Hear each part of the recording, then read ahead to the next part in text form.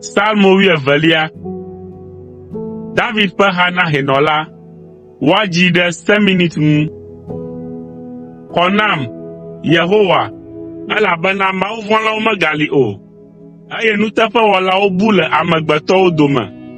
Ame sia ame ka aʋatso na ehavi, eye wòvivia nu me, elabena woƒe nuyiwo blea ame. Yehowa nena beble nuyiwo katã, kple aɖe siwo doa wo ɖokui ɖe dzi hegblɔna be, míaɖu dzi kple míaƒe aɖewo, míaƒe nuyiwo nye mía tɔ. Ame kae aɖu amegã ɖe mía dzi?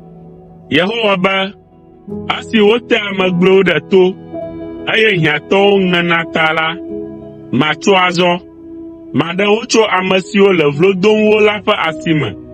Kpɔtsɔtsɔ mele Yehowa ƒe nyawo ŋuti o.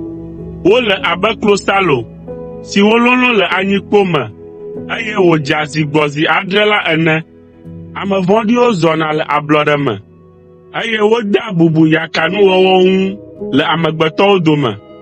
O Yehowa, ana míanɔ dedie, eye àdzɔ mía ŋu tso ame siawo tɔgbi ƒe asi me tegbetegbe.